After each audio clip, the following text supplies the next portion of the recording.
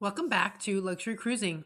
I'm your host, Crystal Sodaitis, and today I've got a little bit of a life crossover episode for you. So, for those of you who listened to sort of episode one, episode zero about why I decided to start a luxury cruising podcast, you will remember that I also am a coach for neurodiverse physicians. And I was recently approached to write an article that sort of talks about vacation planning for neurodiverse individuals. For people who don't know, neurodiversity is a term that has taken on a meaning in the modern sense of people who have specific diagnoses like ADHD, autism, dyslexia, dysgraphia. And for many of those people, there are some intrinsic executive functioning challenges. Executive functioning is how we sort of plan and do certain activities.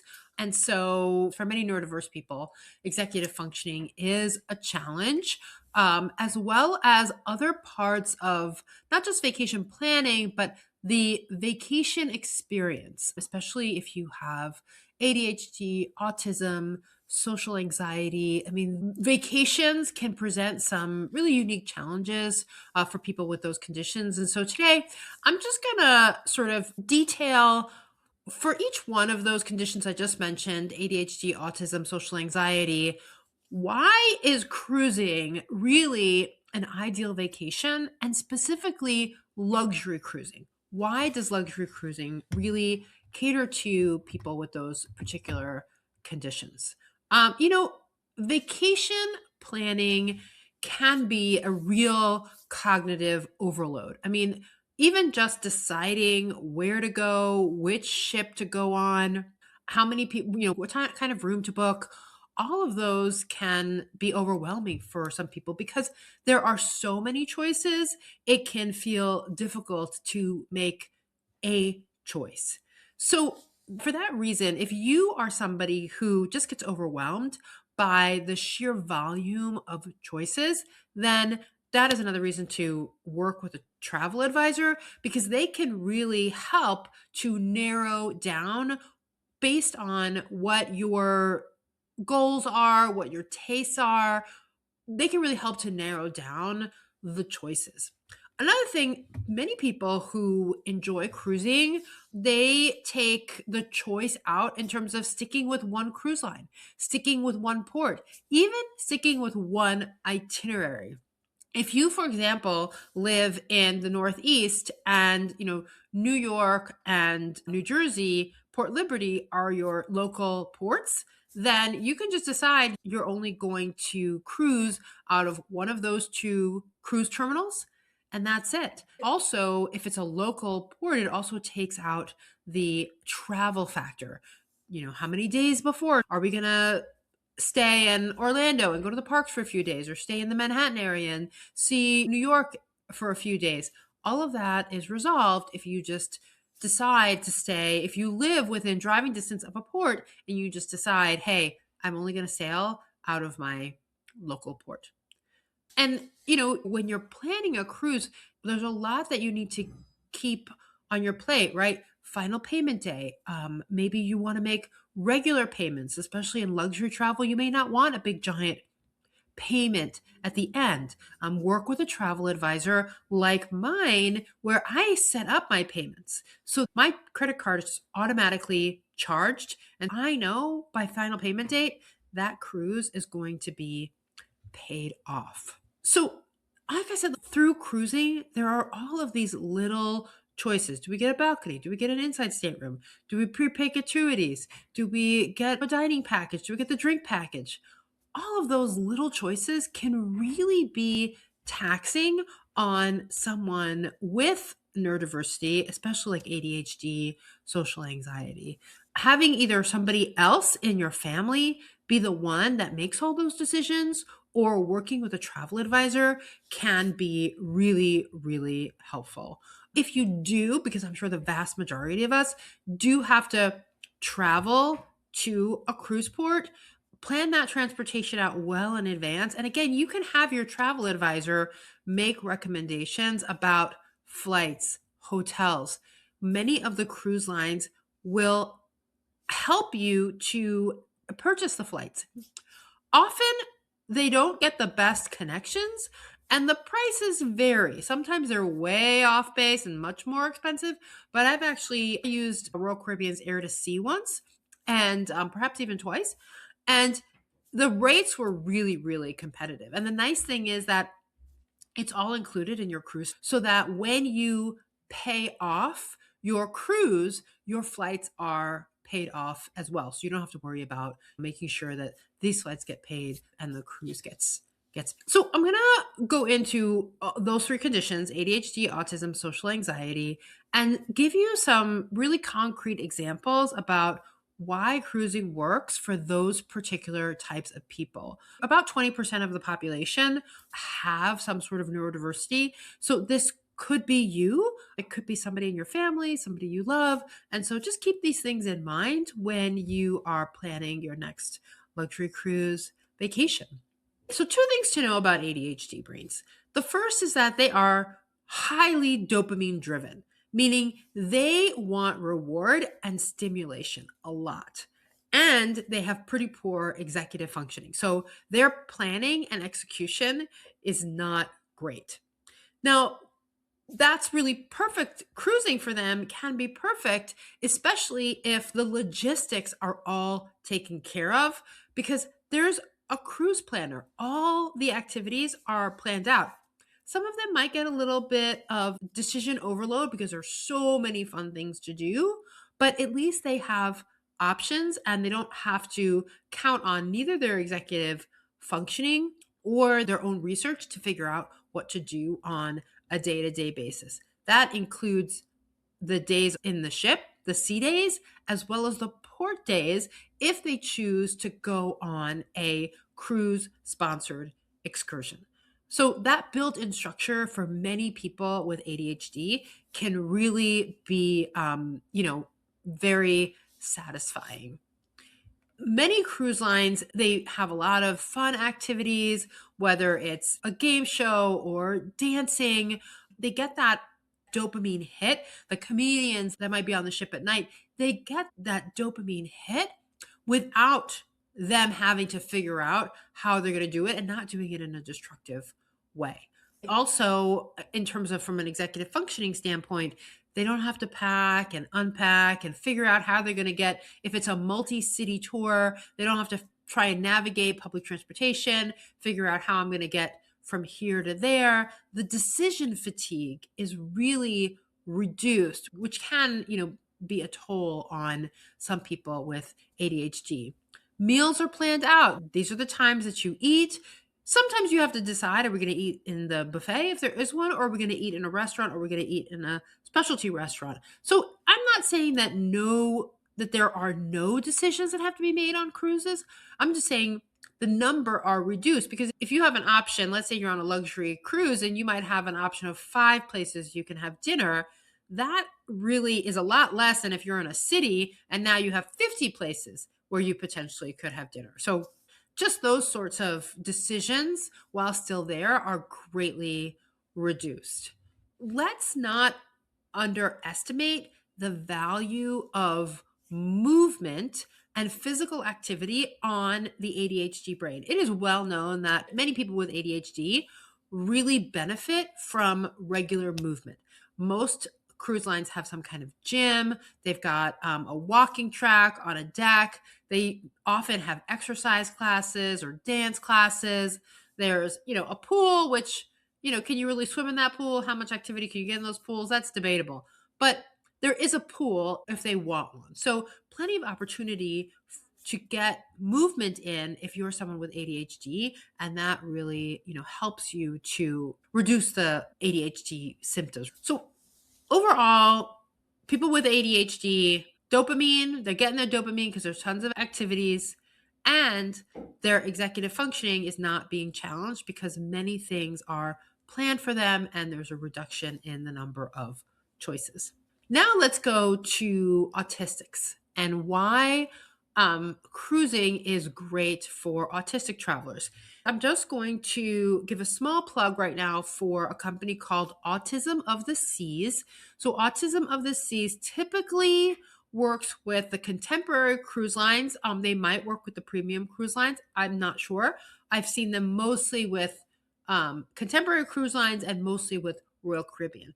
But this is an organization where volunteers come on the cruise. That's a really tough volunteer gig, I know. But they come on the cruise and they pair up with a family who has a traveler with autism, and they become that person's one-on-one companion. Sometimes they go off with a person to give the family a little bit of respite and the ability to do something on their own. Sometimes they accompany the whole family just to be able to have that autistic travel for them to have one-on-one supervision if you're traveling with a larger family. And you can imagine if you have an autistic child who maybe likes to wander, maybe gets overstimulated easily, and you also have other children that you have to manage, either in port or on a large cruise ship. Having another body there to one-on-one be able to help with your autistic family member is really, really key. And I've heard nothing but great things about Autism of the Seas. I saw them once, so we were getting off Icon of the Seas during spring break. And I saw a group of people. They wear these, I think they're orange t-shirts that say Autism of the Sea. So they were there to help. Probably there were a lot of them, so probably more than one family. But what I loved about it was that this was Icon of the Seas during spring break. You only get the smallest cruise ships on, less than ideal weeks. Autumn of the Seas works even in peak cruise time. On At that time, Icon was the newest ship. So that's my little sort of like segue PSA about Autism of the Seas. But so why does it work for autistic travelers? And this can also be really helpful for people with ADHD. And that is that the ship layout is static. Like once you learn the layout of the ship, it's there. Once you learn the pattern, many autistic people are very good at pattern recognition. Once you learn the pattern of how to get back to your stateroom, it's hard coded. And it's, if you do, traditional dining and even sometimes my time dining, you can have the same table, the same wait staff. Many people with autism have very specific dietary needs and dietary preferences. And you know me, like, I don't think there's any place better than a cruise ship to be able to address specific dietary needs. Sometimes you have to have the majority of your meals in the dining room, but if it's that, or your child is either not going to eat or really be grumpy and unhappy because they're hungry and can't find something to satisfy them, then I would rather just have my lunch in the dining room when it's available. And even in the buffets, more often than not, if you have a dietary need, even the buffet staff will work to help you to address any specific dietary needs. So from a food standpoint, I think that it really is beneficial for autistic people. When I did our transatlantic, I haven't noticed this as much on like 7-day Caribbean, sort of like your standard 6-7 day cruises. But when we did our transatlantic, I noticed in the cruise planner, there was a reasonably predictable schedule of the activities. It wasn't exactly the same, but it was always trivia at this time, and then an adult craft, and then a game, and then it was time for lunch. And then you kind of got a pattern of how those activities went. And that makes it a little bit more predictable for people who thrive on that. Autistic people are very sensory sensitive. Like they would not be happy on a cruise ship with 6,000 people. And while, yes, many of them might experience sensory overload in something like a Centrum or a main plaza where there's many, many people, wandering. But for most of us that have been on cruise ships, the first day can be very crowded in some of those general spaces. But by and large, more and more these days, there's more space per passenger in general. I mean, if you're on a Caribbean cruise on a sea day and, it's 85 degrees outside, yes, that pool deck is going to be packed. But you will be able to find quiet places. right? There's often a library that is really underutilized, a card room. Most cruise ships have these little nooks or hidden away little spaces where you can find quiet. And then you have your stateroom. Your stateroom can become a really quiet. If you have an inside stateroom, it's just dark. It can become like a sensory cocoon if you are an autistic person who really needs that. If you're an adult, you can go into the adult areas where there's a lot less people. So that sensory overload can really be controlled on a cruise ship, and especially a luxury cruise ship where there's even a higher space to passenger ratio, especially with cruise ship apps these days. Again, you can see a daily schedule. You can set the schedule for the next day. So there's predictability. If you have a child, most of the kids clubs have staff that are trained to be able to, address some sensory needs. I have seen regularly on cruise ships that they have specific activities that are tagged as, low sensory activities for those kids who need them. And so those little factors can also really help an autistic person to feel more comfortable in a relatively new environment. Again, if predictability and familiarity are something that your autistic person really craves, you could go on the same ship. A lot of the luxury cruises, especially like Azamara, the same ship doesn't repeat the itineraries. It's not like a contemporary line that does the same, Eastern and Western, they just go back and forth every 2 weeks. Some of these, like Azamara, they pretty much keep going. And they might go around the globe. They might stay in a particular area, but usually the itinerary might change. If the autistic person needs someone to accompany them, the people who are accompanying them get something different, but the autistic person has that familiarity of the ship that can be really comfortable. Just going back to food, if they don't like the dining room, they can eat in their room. Many luxury ships allow even specialty dining to be served in the stateroom. And we've heard like those are amazing experiences. And so if your autistic person still wants that great food, but doesn't want the sensory overload of a dining room, then that could be a really, really good option.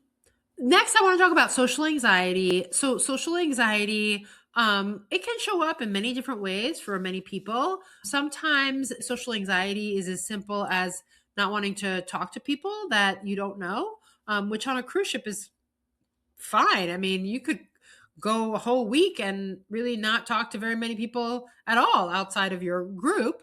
And sometimes social anxiety shows up as similar to autism, as like, concern and worry about feeling anxious in large crowds. So, again, that having more space, that larger space to passenger ratio could really be helpful in someone with social anxiety. A smaller cruise ship, a river cruise ship with, less than 200 people could also be beneficial because there's not that many people who are going to talk to you. And after a few days, they may become familiar enough that the person with social anxiety is willing to talk to them and feels more comfortable talking to them. But again, socializing is completely optional. You can choose to sit at a large table in the dining room or just sit alone or sit in a, 2 or a 4 top with just the people that you're cruising with. You can choose to eat in your cabin. You can choose off times. I find that, even the buffet, if you go, we'll use shoulder season, right? But like on the shoulders of the meal times, the buffets are practically empty. For example, breakfast is, we'll say like 7 to 11, and lunch starts, at 11:30 to 2. And so, many people, especially on a sea day, they're getting up late. They might be having breakfast at 10, 11 o'clock, which means most of them are not going to be eating lunch at 11:30. And so going into sort of those busier areas, those areas that tend to be busier at the beginning or the end of the time can often help reduce those crowds. Another, thing is, especially on really crowded times like embarkation day and some of the bigger ships, is go eat in some of the other included restaurants. Like on Carnival, you've got Blue Iguana, you've got Guy's Burgers, I mean, most people these days know how great they are, and maybe it's crowded, but maybe on the first day, you've got a lot of first time Carnival cruisers that don't know it's open. And so capitalize on that. That is one advantage of being on some of the larger ships, is that the number of included other restaurants where you can, get something to eat is definitely larger than some of the older, smaller ships. Um, Again, for social anxiety, you can always find quiet places, a quiet lounge, a little nook. The spa, you could consider getting a spa package, a thermal spa package where you're on a thermal lounger. It's usually quiet. Maybe there's a sensory shower that you might get some relief from. So, again, whole possibilities to be able to ease some of the anxiety that some of these people may experience. And, I've kind of peppered in here like luxury cruising and what that difference makes. But let me just condense it down into a few important points. First is the size and the number of passengers. So luxury cruises are typically going to be smaller, fewer people. And so if crowds and congestion and sensory overload are an issue, that may be an answer.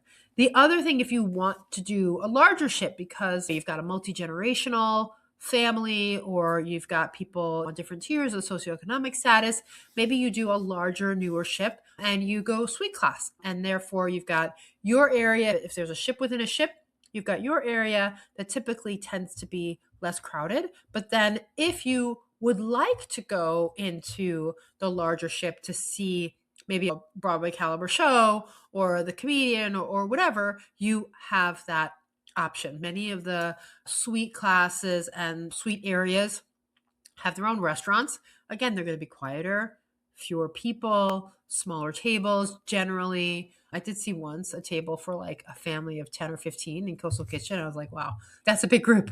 But generally, it's pretty quiet and the tables are pretty small. You're going to have a higher staff to guest ratio. So if you need more support, if you need somebody to help you with something or get a specific meal, they're going to be there and they're going to be more easily able to address those specific things because they don't have 5,000 other passengers to take care of. Some people say that the smaller ships, they're less crowds, they're quieter. It is harder to find an inside stateroom on a luxury ship. Most luxury ships are going to all balcony, all suites. Having stayed in a few inside cabins, I love the cocooning of it. It's really dark. For the most part, it's pretty low sensory. I did have one experience where there was a lot of banging and noise and people running upstairs, and that wasn't great. But for the most part, it's really dark and quiet. That's one challenge in the luxury market, to be able to get an inside stateroom.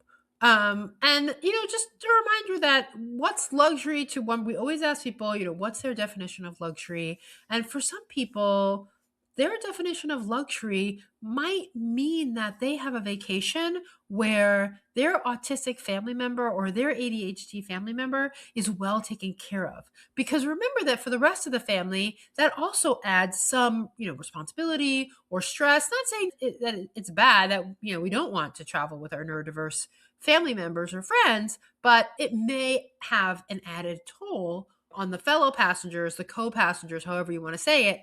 And so being in an environment that just makes it easier for the neurodiverse person makes it easier for the other travelers. So, if you are a neurodiverse person and you are looking to cruise, I can't recommend a luxury cruise high enough. I really think that it really could make a difference in your cruise experience.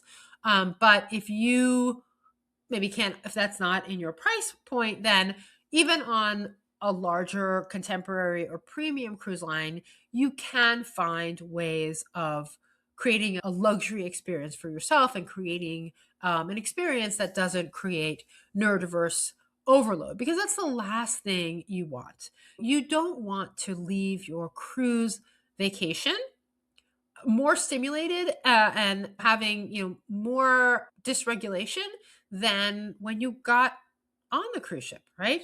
And just before I close up, a couple of things that might be helpful. to bring along. If you are sensitive to light, a face mask. If you're sensitive to noise, some noise canceling headphones. Pre-plan. Don't overschedule excursions. Pay attention. Often you could either call the cruise lines, or it might even say how many people are on that excursion. And perhaps a bus with 30 people isn't the best. And you want a smaller excursion, right? Consider a private tour or a smaller tour on one of the tour websites. Definitely do not skimp on using room service when the stimulation is at the max. Something that I've learned with my children. Definitely, if someone is feeling overstimulated, do not force them to get dressed and go and sit in a noisy dining room for an hour and a half or 2 hours to have dinner. Use the room service, get the calm environment. We have utilized what we call a calm bag. This is a bag that has whatever helps that person. It might be a squishy, it might be a weighted stuffed animal, it might be putty, it might be coloring.